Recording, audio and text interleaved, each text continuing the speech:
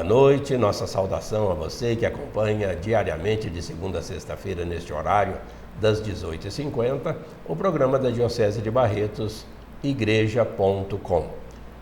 Hoje, dia 28 de outubro, é uma data especial para nós aqui, barretenses, para a nossa diocese, enfim. É o 9º aniversário de falecimento do nosso querido e inesquecível servo de Deus agora, Padre André Bortolomeotti. Nós temos um tribunal aqui na diocese que está tocando esse processo, para conseguirmos um dia a canonização do Padre André. E a Lucila, que está aqui conosco, nosso agradecimento mais uma vez, Lucila, ela é postuladora da causa do Padre André. E como é que está isso, Lucila? É porque é um pouco demorado, né? Primeiramente, boa noite. Agradeço a oportunidade de estar aqui, né? Eu sou a postuladora diocesana desse processo de canonização, né? Que é aquilo que nós buscamos do Padre André. Muitas pessoas perguntam, né? Falam assim, mas por que o padre ainda não é santo? Por que o Padre André ainda não é santo, né? Por que está demorando tanto o processo? Por que esse processo é assim? A igreja, a gente até brinca, né? Uma vez quando eu fui fazer esse curso para ser postuladora, eu tive que ir para Roma fazer um curso, né? Que lá existe esse... Você ficou lá uns meses? 6 meses. 6 meses. 6 meses eu fiquei fazendo esse curso lá. E aí eles sempre falavam, os professores, né? Que a igreja, ela caminha com pés de ferro, né? Que tem que ser devagar. Então, os pés, quando ele é cheio de ferro, ele caminha devagar. Então, por que precisa ser devagar? Porque a gente não pode declarar uma pessoa santa sem que realmente ela tenha essas virtudes heróicas, né? Ela seja santa. Essa primeira fase que nós estamos ainda do processo do Padre André é a fase diocesana que nós falamos, que é o que significa isso, né? Foi feito já uma primeira fase, que foi quando o bispo pediu para Roma, né, se lá tinha alguns impedimentos nas congregações, como o Padre André, ele era sacerdote, ele era religioso, então foi passado por todas essas congregações lá de Roma, que faz parte da Cúria Romana. Mas bastou pedir isso para ele já ser declarado servo de Deus? Porque o bispo ele pede o nulla osta, que se fala, né, que significa assim, que nada é contra. Então, a congregação da Causa dos Santos, ela procurou tanto na congregação dos sacerdotes lá, como na congregação dos religiosos, para ver se tinha algum processo, alguma coisa contra esse servo de Deus. E aí eles viram que nada tem contra lá. Então, como não tem nada contra lá, então eles falam, sim, ele é servo de Deus. Então, foi declarado servo de Deus. É um primeiro título. É um primeiro título.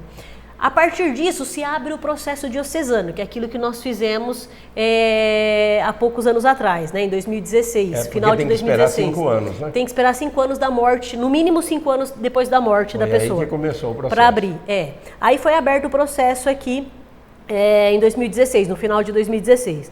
Esse processo, como ele é feito? Agora são reunidos todos os documentos dessa pessoa. Os documentos, o que significa? Tudo aquilo que ele escreveu, tudo aquilo que saiu no jornal sobre ele, todas as cartas que escreveram para ele, que ele respondia, os escritos que ele fazia, os programas de TV, os jornais, as entrevistas por jornais, tudo aquilo que se refere a ele. É passado um pente fino em tudo isso. Então, tudo isso é recolhido pela comissão, nesse caso, a comissão histórica. Eles recolhem tudo. Isso tudo está sendo feito? Está sendo feito, está quase terminando essa parte histórica, né? Eles recolheram todos esses documentos. Imagina que o Padre André, ele vem de uma formação que ele nasceu em 1919, né? Que esse ano faz 100 anos do seu nascimento. É o centenário. É o centenário do seu nascimento. Imagina que naquela época, principalmente a congregação que ele pertencia, que nasceu na Itália, tudo. Congregação de Jesus Sacerdote, que é bom a gente lembrar que é aqui da paróquia Santuário Nossa Senhora do Rosário. Ele tinha, como parte dessa congregação, o superior, quando ele entrou na congregação, o superior ainda era vivo, o superior geral, aquele que fundou a congregação, né, o fundador. Então, normalmente, ele escrevia para o superior, para o fundador, 1-2 vezes na semana. E essas cartas estavam todas lá em Trento, que era a casa-mãe da congregação. Então essas cartas foram todas recolhidas. Então imagina que nós temos, eu estava vendo lá com a comissão histórica, acho que tem mais de 1000 cartas que ele escreveu. Então tudo isso tem que ser catalogado, tudo isso tem que ser colocado certinho. Por quê? Para poder ver isso. Ao mesmo tempo que a equipe histórica está trabalhando nesses documentos, tem o tribunal também, diocesano, que seria esse tribunal é composto por alguns padres que o bispo nomeou, né, que estão ouvindo as pessoas que conviveram com ele. Então, estão ouvindo pessoas aqui de Barretos, que foram feito um elenco lá de pessoas que tiveram mais contato com o Padre André. E, ao mesmo tempo, foram ouvidas as pessoas lá em Trento, os familiares dele que ainda estão vivos, os padres que conviveram com ele. Tudo nessa primeira fase. Tudo na primeira fase. Por quê? Porque é nessa primeira fase que vai ver, ele viveu as virtudes heróicas. Por quê? Agora, o próximo passo é ele ser decretado venerável, né? Ele ser declarado venerável. É o próximo título que ele poderia receber, né? Por que veio tudo isso? Porque fala assim, para ser venerável, para ser servo de Deus, né? Para ser depois um beato, um santo, precisa o quê?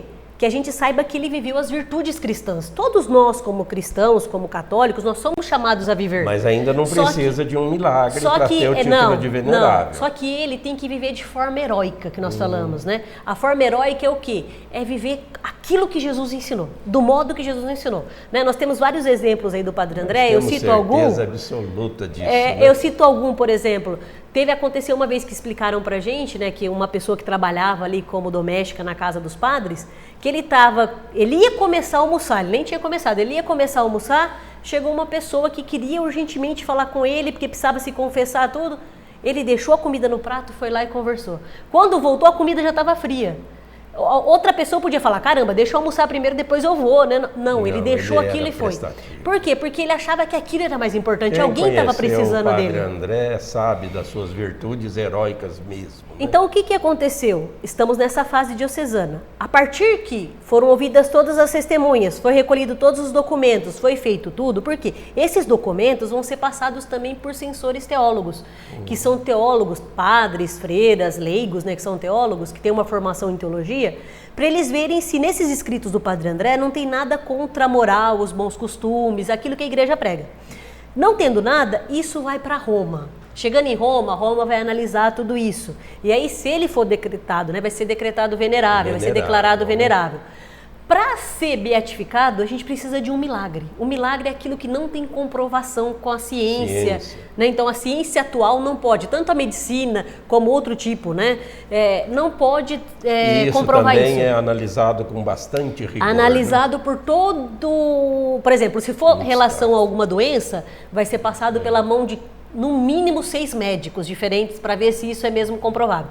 Assim depois mesmo. Precisa de um outro milagre para ser santo. Então, por isso que nós não podemos falar que o Padre André é santo ainda, né? Mesmo que título oficial, mesmo de que santo todos, ele não tem, por isso mesmo, mesmo que todos os cidadãos que conheceram ele, que conviveram com ele, acreditam nisso. Só que a igreja, né? A igreja não pode ainda se declarar. Por quê? Porque precisa ter essa comprovação. Por isso que aquilo que eu falei no início, tem que ser a passos de ferro, no sentido de a passos bem tranquilos, bem devagar, porque para a gente ter a certeza.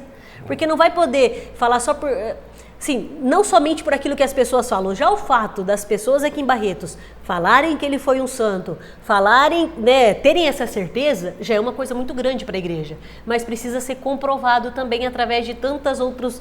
esse processo, né? Por isso que é um processo longo. Nós vemos alguns casos que, para ser declarado venerável, até beato, passaram-se séculos. É verdade. Então a gente não pode falar. Tem muitos ainda nessa fila, né? Tem Mas muitos. Nós sabemos, pela convivência que tivemos tantos anos aqui com o nosso inesquecível Padre André, nós já, mesmo que ainda não tenha o título de venerável, nós já nos espelhamos nos exemplos que ele nos deixou, né?